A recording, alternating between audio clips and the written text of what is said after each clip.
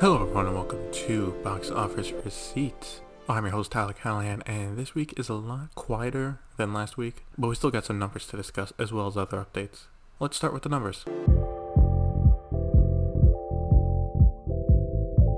Opening in first place is the latest Liam Neeson action movie, Honest Steve, with 3.7 million, and since it opened in Canada last weekend, technically brings its domestic total to 4.2 million. In second place is The War with Grandpa, with 2.5 million, for a total of 7.2 million. In third place is Tenet, with 1.6 million, for a total of 50.6 million. In fourth place is the re-release of Nightmare Before Christmas, with 1.3 million. Finally, in fifth place, you have Hocus Pocus, which made another 756,000. So from the past few releases, it seems like unless you are a blockbuster movie like Tenet, you can expect to open around 4 to 5 million. Now another thing is I have not seen much advertising for either Honest Thief or War with Grandpa. So maybe people just don't know these movies exist.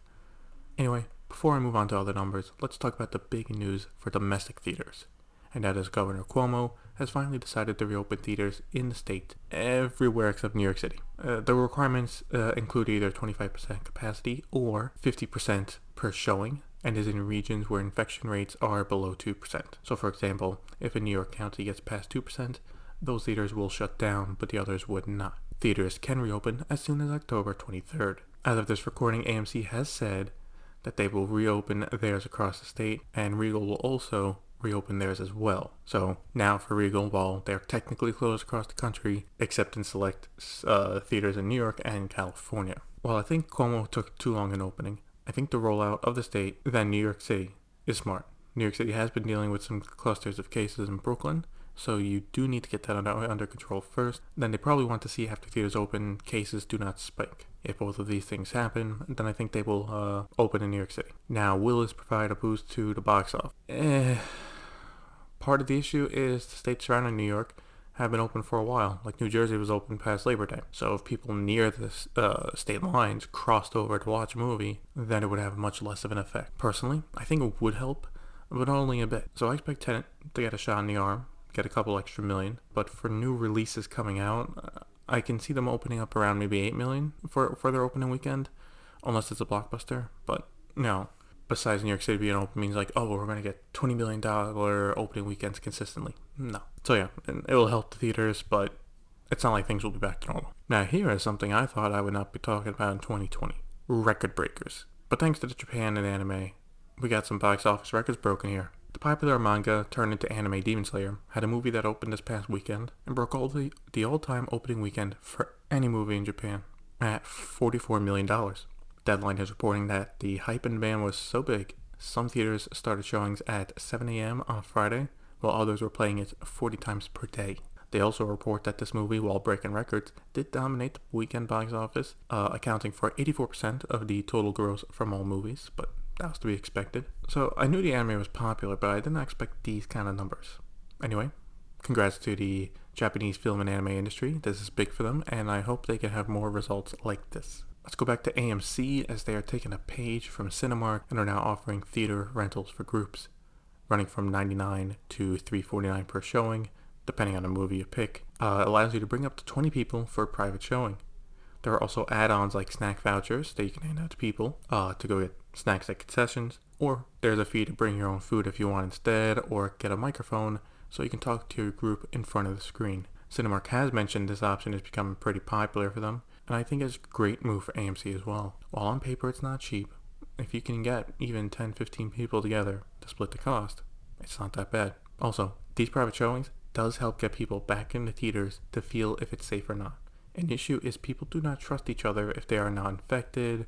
Are they taking the right precautions like wearing a mask or not? Well, if you're around some of your friends and family during the pandemic, you know if they are good or not. So you bring them in, you feel safe with them. If you feel theater safe, you might go back again by yourself.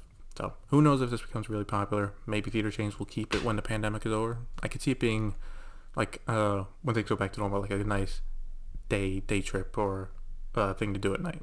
Now we got some movies that have been delayed again, along with some of them getting new dates, this time from Sony and Universal.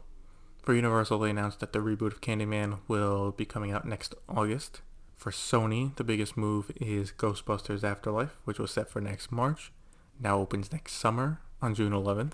Secondly, their horror movie Don't Breathe 2 now opens next August. While not announced, it was rumored that before this that Sony was looking at moving Morbius out of March as well, and with Ghostbusters leaving spring, I can see it happening. But then what would happen to Venom? I think Morbius might go to May, and to give it some space, Venom would go to September. October right now is starting to get busy with Halloween and Dune, but we will see. I also think if a vaccine is actually starting to distribute to healthcare workers and old people by December, I think this will be the final delay for these movies, because after those groups get it, everyone else will. I think it's that you need months for it to get to a lot of people for the pandemic to be over. I think Sony releasing in March may look okay, as the pandemic could be on its way out, but there would still be restrictions, so it's better just push back to June. By that point, if it starts running in December, you'd have 6 months of people constantly, getting the vaccine. That would definitely help. Universal also made some headlines this week with an exclusive report from Deadline that Fast and Furious will be ending after movie 11. Along with this news, they also report that Justin Lin is in talks to direct the final 2 movies. We've known for a while we were getting F9 and F10, but this is the first time an F11 has been confirmed.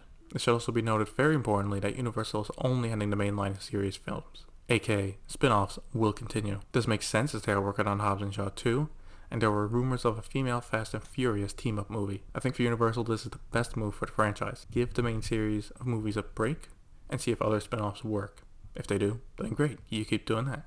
If they don't, give the entire franchise a break for a few years, then have F12 as a reunion and cash in on nostalgia. It's a win-win either way. Also, the way they write these movies, there are a lot of holes in the timeline where they have some characters can team up in one movie, have others in a different movie, and have it work. If they can do that, then these movies could be made for a bit cheaper while holding on to hopefully a solid box office return. So when South Korea was one of the first to reopen cinemas, they had a boom with new releases and signaled that the box office can return back to normal. Well, some small outbreaks here and there and lack of movies due to delays and interest post the end of the summer has now forced some to close. CGV, the big cinema company in South Korea, announced that they will be closing 35 to 40 theaters due to the pandemic, which would represent 30% of their theaters across the country. They will also be halting any new theater openings for the time being. This is not surprising, as their latest numbers have shown, compared to September of last year, they are still down 70%, which is not good. Hopefully they are able to restructure and come out strong after the pandemic. I do find it interesting that some studios are pushing back their releases since theaters are open, though it could be that the capacity requirement is still a limiting factor. To finish off this on some good news, I guess, is the development of the box office in Saudi Arabia. Movie, which is Saudi Arabia's first cinema company, opened their biggest cinema yet. And it's not movie, that's MUVI. It features 18 screens and includes standard screens as well as Dolby Cinema. What I thought was weird was to celebrate the opening, VIPs got to have a special screening. Makes sense. Do you know what they watched? No? That's okay. They watched Antebellum. Yeah, that movie. I know that against the movie. It's just the ideas and themes of that movie that just came out. That's the one that was selected. Okay. Like, I know the Kingdom has some restrictions on movies like China, but that's the best they could do for VIPs. Yeah. I'm not going to get into the politics of the country because, frankly, a lot of it is despicable. The only thing I will say is having a box office as a whole grow is good for the industry, and that more people get to access the experience watching a movie in a theater is great.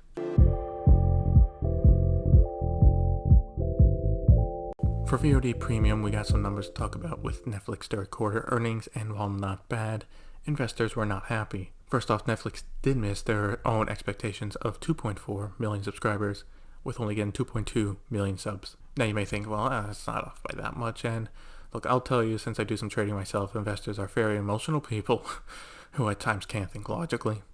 Netflix said the reason for the difference was because of the massive pull-up of subs they got in the first half of the year, which is reasonable. Overall, this streaming service now has 195.15 million subscribers, which is 23.3% up year over year. For the fourth quarter, they are looking to get 6.6 million new subscribers, which would put them at over 200 million worldwide. Also, while we knew, based on social media, they did confirm their biggest projects have resumed filming, including Red Notice, The Witcher Season 2, and Stranger Things Season 4. Overall, Netflix is still killing it, and while the stock did take a hit after the numbers came out, they are still looking good. I also saw that in some countries they are testing out free weekends to entice people to sign up, which I think is a good idea. Give them full access to get hooked, and then come Monday they'll have to subscribe. Next week, I'll be going over the latest numbers from HBO Max. And that'll be it for this week's episode of Box Office Receipts. Question for this week is, do you think Sony's latest release dates will stick, or will they get pushed back again? Let me know on Facebook. Link to it is in the show notes. Thank you for listening. See you next time.